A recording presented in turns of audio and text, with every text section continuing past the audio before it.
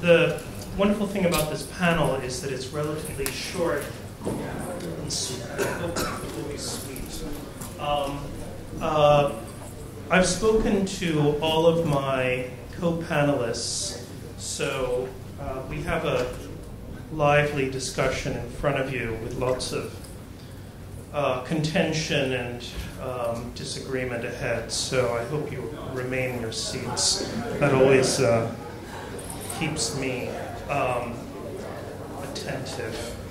I wanted to, in my Inc. hat, I'm the editor and president of Inc. Southeast Asia, which is, Inc. is the world's largest, or world's leading media brand for startups and for entrepreneurs, and we produce the Southeast Asian edition for all 9-10 markets of Southeast Asia.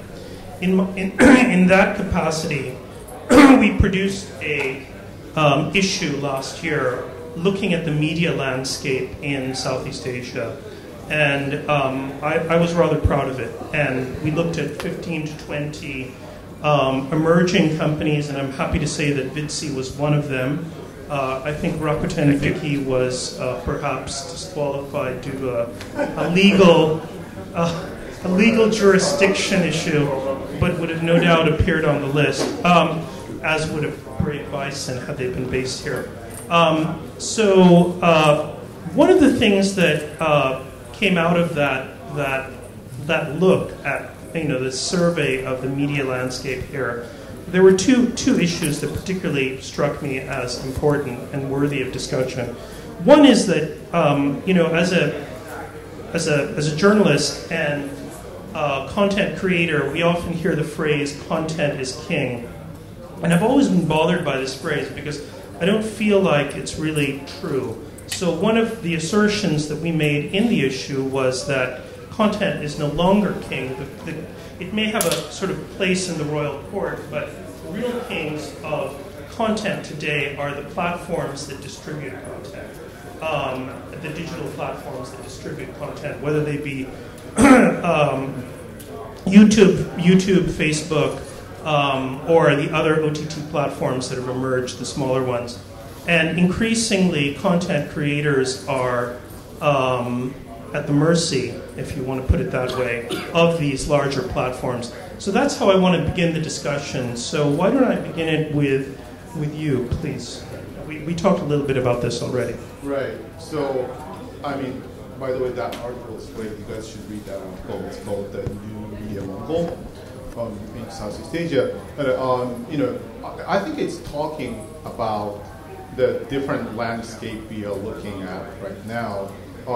It's evolution of the media space in a way that rapid change in the ecological system we see. And as long as the players like us, we are so dedicated to the community, fan space, and the creators, they should be okay because we are the ones who can connect them to the bigger system.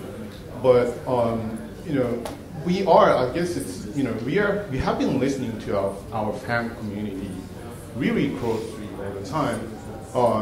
That's how we started this business too. I think it's good to give you a little bit of background of the genesis of Wiki. It started from a school project by these 3 students from Stanford and Harvard. They developed a system to, for content fans to subtitle YouTube videos. But what became so clear soon after that was everyone, content fans wanted to subtitle on TV shows. So then we started thinking of, okay, maybe we should legitimately license the content for them to contribute to subtitle. And that's what inside it was Korean way, like K-pop and K-drama popularity. So we started licensing K-drama, Chinese drama, Japanese drama, and Taiwanese drama. So what we do is we consistently listening to our fan audience, what they want, what they're expecting. We provide them with the tools and technologies for them to sort of bubble up their fan community on our platform. But at the same time, it's very interesting to see that all those big guys like Facebook and Google, at the same time, are our biggest advertising network partners. Mm-hmm. So they value us because of this engagement with the users. So of course, Facebook has this technology to look at each individual's viewing patterns, or like how they consume the content. They look at like 2 seconds attention and 30 seconds attention. And on our platform, because that engagement is so high, it doesn't drop. It maintains like 95% attention span. And that's how take us as a global partner on the advertising side. So, and that article was touching upon this boundary between content production and platform like us and this fan community is becoming much more blurred. And we are the ones who have been listening to our community, try to figure out what kind of content could be popular, what kind of content could be attractive to them. Right. Whether it's a licensing content or co-production with our content partners or production studios, or purely original drama production by us, it's already this fan community is in the process of content production in a way. Yes, and one of the points that you made when we were talking about this for the panel was, that all of us are content creators here. One of the advantages of being a content creator is that you can create communities through your content, and the conversation with that community is sparked by the content and often continues beyond the content, meaning you can create a television show or show or entertainment, and that community keeps on talking about it even after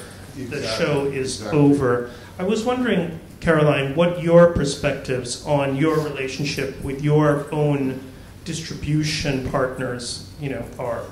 Yeah, so to go back to the question, I'm going to agree quite significantly here with Masato-san. So we're looking at this from a different perspective because we're platform agnostic. So Brave Bison work across a multitude of platforms. We work closely with YouTube, Instagram and Facebook and creators. So we are connecting the creators and the brands and the platforms to create unique, authentic content in order to engage with the audiences. So I would agree that we, here we are seeing that there is an awful lot of creativity still in this space. It's definitely, moving very fast-paced, but there's an awful lot of creativity. To give you an example of how that we connect all the brands and the creators across the region. So recently we worked with ANA, All Nippon Airways. We created some content called Journey by Design, where we worked across 10 different markets with 10 different influencers. We flew them all to Japan to showcase the business class travel, to showcase the different parts of Japan. And we allowed those creators the freedom to create their own unique content for their own unique channels. So we created hero pieces of content for various platforms, which then we were able to distribute and monetize for the creators. But then they were also able to create their own unique pieces of content for their own channels to engage authentically with their own audiences. So that's the sort of approach and the angle that we take. Derek, I mean, I know a little bit about Vidsy, but probably much less than you. But why don't you tell us how you work with your own, how do you distribute your own content? Yeah, so I think what's interesting for us is we deal with two communities. So one is the filmmaker community and the other from an audience community standpoint. So Vidsy as a platform was started because I'm actually a filmmaker myself and also a big consumer of short films. As a filmmaker making short films, I make a short film and send to a film festival. When I go to Film Fest, I look around, it's like, hey, how come only 20 people sitting here watching this film with me? It's an amazing local content that's being made, very authentic, very relatable. But you look around, it's like, hey, where's the skill in that? I used to be at StarHub where I actually built their internet TV platform, and at the same time, being a technologist, I'm like, this is skill. This is something that I think can allow our filmmakers, to drive audience coming in. And with this morning you're talking about 1 billion hours being watched on a daily basis. Wow, that's power, for our filmmakers. So as a filmmaker myself, I then actually put out my own short film thinking that, hey, I'm gonna get 1 million, people watching, but no. We found it very hard, I think, as filmmakers, because we're not YouTubers in the sense that we drive consistency in terms of content and pushing content out. I think that was the big pain. So I think going back to the discussion around content is king. Well, content is king in that sense, the power of stories. Going onto digital platforms ourselves was very hard. So Vinci was founded because we want to play the power community. So the vision was very simple. Can I actually have filmmakers come together with us as a community, and then we share one film a day out to an audience, and consistently do that, so that we can actually build an audience online as well also. And we managed to do that. To date right now, from that 20 people watching that short film, we now have over 1 billion audience watching to date right now short film. And it was, I think, to me a testament, because investors in the early stage were, who watches short films? And I think we were going out there to challenge that. And I think for us, it was building a platform, it was building a brand that we could consistently kind of like create a certain engine for our filmmakers. Last year, we actually started Vitsi Studios. So Vitsi Studios is an interesting platform where we're actually leveraging the community, both from the filmmaker standpoint to create content, but also the engagement of the audience community as well, where we're getting a lot of that data and insights to tell us, what are the type of content that our audience are watching? What are the topics that people are talking about? And also use that to actually go back to our platform to find the right filmmakers to produce content. So we've been working on branded content, but we've also been working on original content. So last year, when we started Vinci Studios, we actually co-funded a slate of 35 pieces of original content with IMDA, basically the local media authority here, where we go back to filmmakers, local filmmakers here in Singapore, to actually produce this content going out. So it's been, I think, an amazing journey for us as a platform driving this engine. Do you share the data that you gather with your on your audience with your filmmakers? So what's interesting, I think, for us is different filmmakers come back with different requests on data, and I think data is just really just information. I think what we need to do is to process that data, and what we then create is insights. So we have filmmakers who come in to say, hey, I'm actually trying to turn my short film into a feature film. Hey, here's some insights that you can use to actually go raise money for you to go do your feature film. From an original content creation standpoint, I think the insights for us with how we're thinking about engaging audience is then kind of like taken back to the beginning, development stage of the content, and we work with the filmmakers to kind of like develop that in light of how we're going to engage with the audience. So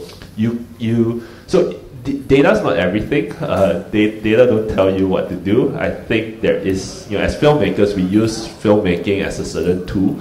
We pull emotions, we create kind of like different acts to create that story. But at the same time, I think the data helps us point us to a certain direction of what our audience are engaging with. Well, I asked the question about data, and because in a way you began as a platform for third-party contributors, if you want to put it that way, your community, but you're now harvesting the data and then creating your own original content through your own studio.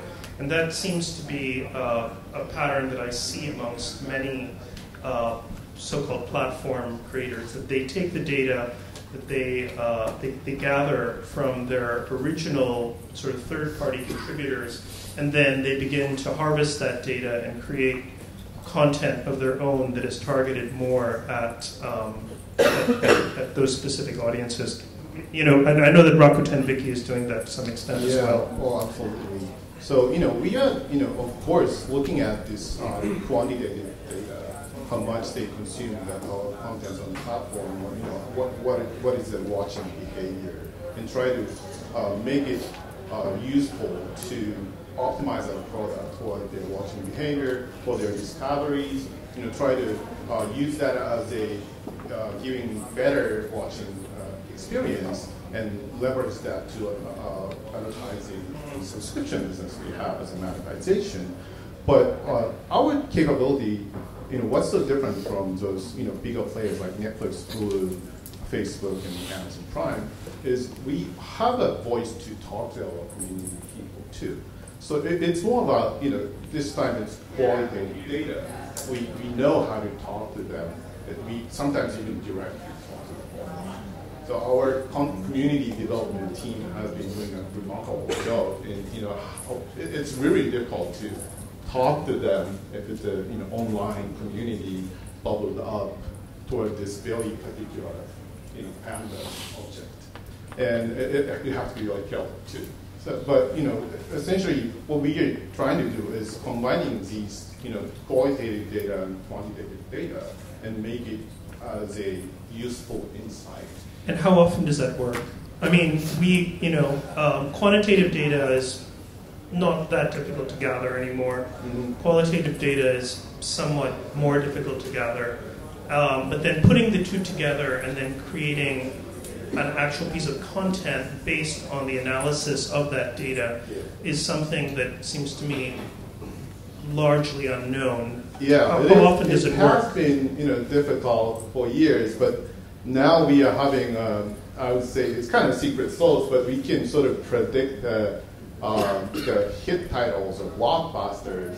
As we are getting the reactions from the community, for example, like 5 months before the launch. They are faster than us too. They know a lot better than we do. Right. So we sort of predict, okay, this is in the content pipeline.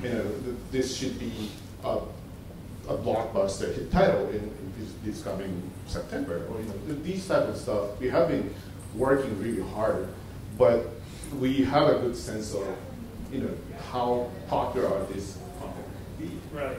So Caroline, one of the things you mentioned earlier was that you're producing now your own content, or beginning to produce your own content, or in a soft launch stage, and you produced, I think, 2 products so far. That was a result of what you learned from... Yeah, I was just going to continue the data conversation here. So yeah, there's 3 ways in which Brave Bison use data. So first of all, for our branded content partnerships that we have here in APAC, we have a very unique relationship here with Unruly. So we use the data and insights and the EQ testing to fuel our ideation. So we're actually now working hand in hand with Unruly. We're able to go to a client together, understand what the challenges are, understand what the vision is for their social media campaigns, and then work with Unruly to test the video that they've already either run or the social video ideation that we're creating, and then use that unique data and insights to ensure that the way that we're producing content, and we're producing content for specific markets, is relevant to the audience, using the sort of social bias and the cultural nuances for different markets. So that's something really new and really fresh. And then secondly, we also have our own distribution network. We're creating our own new unique owned and operated channels. So as you rightly mentioned, we just launched 2 new ones called Mother and Perk. So Mother, my bad Scouse accent here doesn't do it any justice, spelt M-U-T-H-A. Mother is all about conscious living. So we're bringing that concept to APAC. We're able to distribute this unique content that we're creating for a multitude of different channels. It's housed on Facebook, on Instagram, on YouTube. We create series like, Clean Up. So as you know, Clean Up is now really, really prevalent and at the heart of what we're doing here in Singapore. Every week there is a different beach cleanup. We're all trying to have conscious living, use less plastic. So we're creating really unique bite-sized bits of original content that tackle this really important topic. So creating content for purpose. And then we're working with OTT platforms to establish how we can then distribute this content in the most relevant way, on the most relevant platform, into the most relevant markets. You may also know that we've just recently launched a partnership with Tencent. So we're also using our expertise in creating social video content, specifically from the Western world, to be able to distribute that uniquely across the Chinese market, and that just launched last week. So using different data points across our business to be able to distribute and target most relevantly in the most relevant markets. One of the points we made in our story was that data is the new oil, that in fact it is the thing that everybody wants, because that is what that presents the only path to monetization that really is really available out there, except for maybe a few subscription-driven companies. Is that what you find? And I'm curious, the question is basically two parts. One, do you think that's true? Meaning advertisers are demanding the data. I suspect it is. And the second thing is, you have built the second part of the question is you've built, obviously all of you have built communities around your brands. And that community has been built to some degree on trust. And do you feel as though it's difficult to share that data with, again, an advertiser, because that might erode the trust of your community? How do you deal with that problem? It's an interesting question. Yeah, for the first part, if there's advertisers require data, the answer is yes. But in a way, they are. I think it's kind of getting back to that first topic. The advertisers are looking at us as a fairly high engagement platform. So what they essentially need is like passionate fans engaged with the content, not necessarily the data itself. It has to be meaningful insight to them. And probably to answer your second part, it's always interesting to see how our fan community reacts to what we produce or what we develop. And we have this, so we have to be very authentic about monetization. We have to be really honest about it too. So, Alex, our product head, is sitting there. We used to have this time, everyone started using ad blocker. And we saw the increase of the watch time, decrease in the field. So we lost a revenue there. And we started thinking of how do we develop the blocker for ad blocker? And we started thinking of a technological way to block it, but we decided not to because there's no end game of it, and it's kind of cat and mouse. And so instead of developing that technology, we decided to detect the ad blocker and talk to them, showing the message of would you please turn off that ad blocker, because we have to monetize, we have to deliver your favorite content, or would you please subscribe so that you don't have to watch ads. So you have to be very authentic, and you have to be centerful for that fan community. And again, our community development team does a lot of good job in showing this appreciation to our fans. And on the other end of the monetization, as we are really close to this fan community, our brand partners are expecting us to provide them with the right voice to talk to them. So whether you call that as a branded content or product placement, etc., we are the ones who know how to talk to them. So we did a very interesting branded content series last year. Carol, you have a lot more interesting stories, but we did this Japanese tea company, Itoen's branded content campaign. Itoen wanted to expand the US market with their green tea product. And their point was quality green tea is very green. And all the green tea in the US market is kind of brownish. And they claim that that's not a quality green tea. It has to be green. But we wanted to convey this message to the audience, but how? The Itoen wanted to start from the fans who love the Asian content. It makes sense, and that's exactly who we are. And so we started putting these 4 different pictures on the social post and asked our fan community, what is the common theme of these 4 pictures. And it has like, drama scenes. The leading actress wearing the dress, this nice-looking guy driving a car, there's a sword sticking to your body, or, all these different pictures, it's a drama scenes. And everyone go crazy, those are fanatic fans about these TV contents. And they started talking about, I love this scene, this lady kissed him after this, or, oh my God, this guy got killed after this. I didn't like this guy when he drove this car. And every single piece of these pictures have these green items in them. Right. And then, they started talking about drama first. They went nuts, right? And then started talking about, well, maybe this is green though. Every one of these pictures have a green item in it. And then they found the Itoen logo on the top, and there's a link to the Itoen social page. And they visited Itoen and came back and said, well, maybe this is not green. This should be green tea because Itoen logo. Right. And that's what exactly. Right. Instead of showing the ads, telling them, okay, you better go this green colored green tea because its quality is very high, and you go to Whole Foods and buy it because it's 50% off. Does it lead to more conversions? Does it lead to more sales? I read an article on Bloomberg, I think it was, about a week ago, about there was a particularly popular show on in America, and one of the characters was drinking Yakult, I guess it's a yogurt drink, and it was obviously product placement.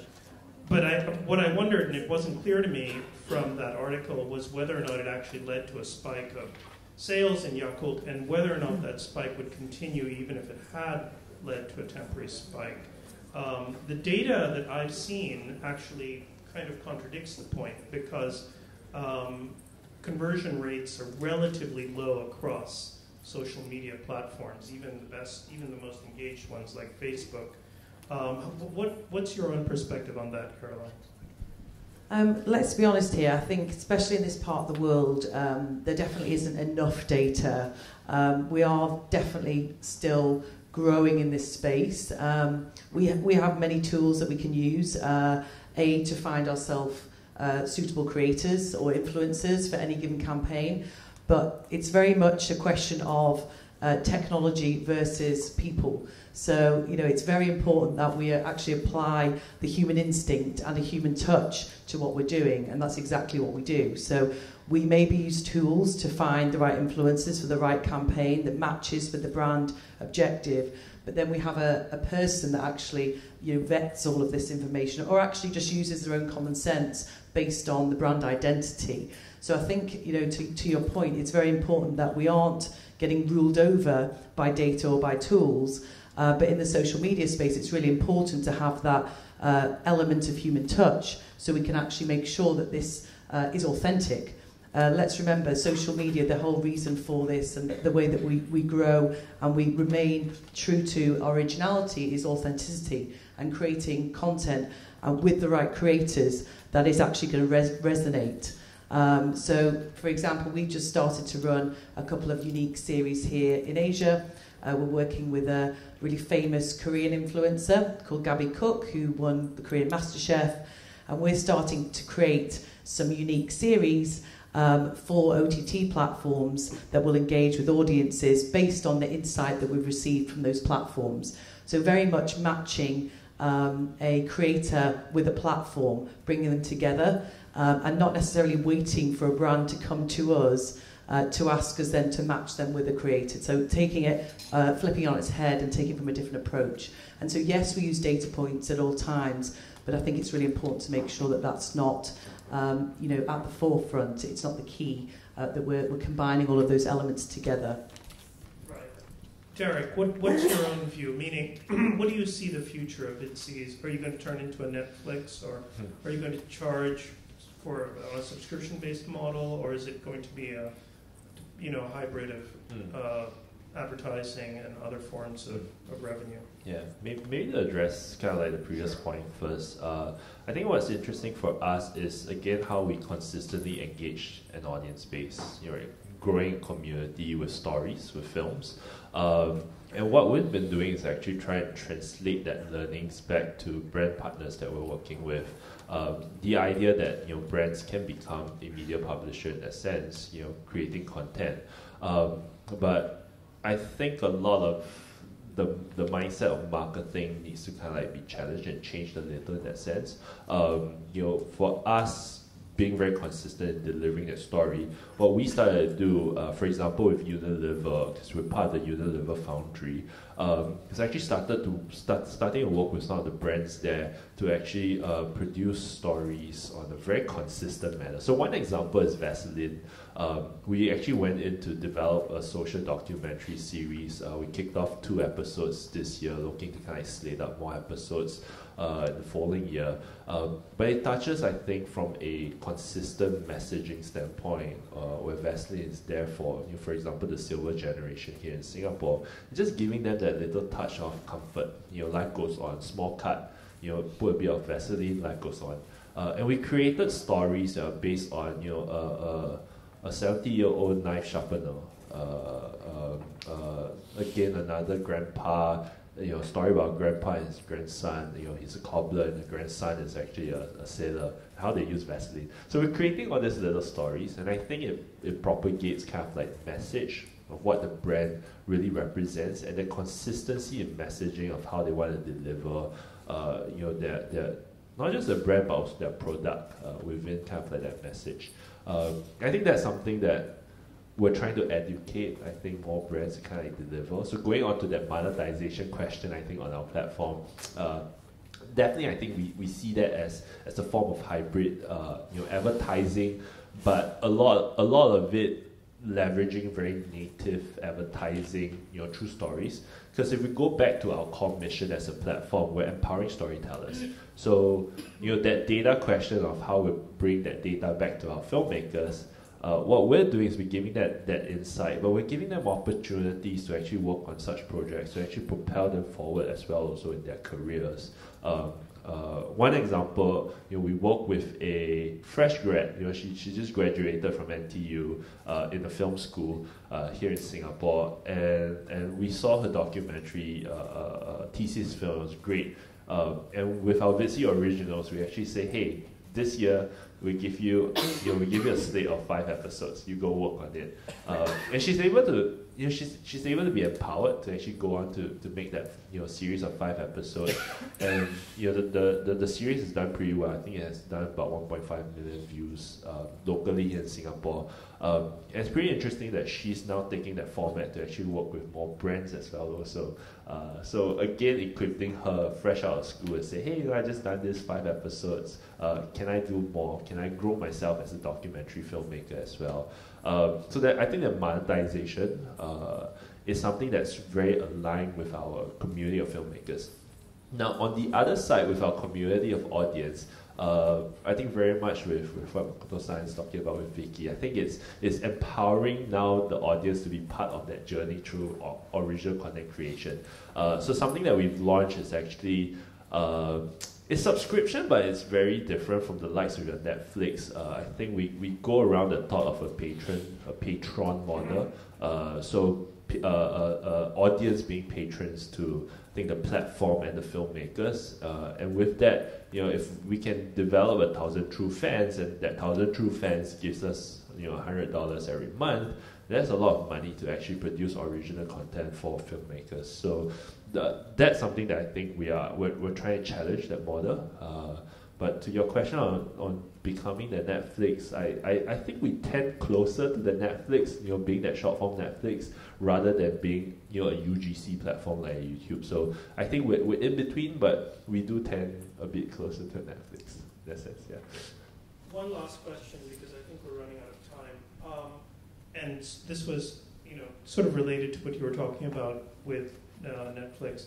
One of the companies that I watch with both sort of fear and admiration, I guess, is Amazon.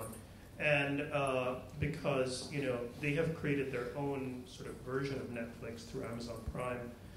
And I've asked this question particularly for Makoto-san because we were talking about it earlier. Amazon Prime, well, obviously creates original content, but I also wonder whether or not they harvest the data in order to sell more things on Amazon. And I know that you're in a particularly good position to answer this question because of your relationship with Rakuten. Yes. It's been a really interesting situation. Obviously, e-commerce is getting bigger in Japan and Rakuten is one of the biggest platform. It's very different from what Amazon does. Rakuten is also, again, very community-oriented platform. Right. That's how Rakuten is sort of competing against Amazon. And then, what's happening on that marketplace is, margin to customers are widely communicating on, because they provide this space. Again, they provide this technology and tools for them to communicate with each other. And that's the e-commerce play Rakuten has, and Rakuten acquired Rakuten Wiki because of this aspect of community. And also we are talking with Amazon Marketplace, which is a new network Amazon is building. So yeah, it's interesting to see how Amazon is coming in this mix. Again, this is, I think, we are talking about this evolution of the landscape in the ecological system of the media. So you see more a merger between e-commerce and content creation as well. Yes, absolutely. I'm going to wrap it up there because we've been told that we have reached the end of the session. So thank you so much for attending this morning, and we hope you enjoy the rest of the conference. And thank you to my co-panelists.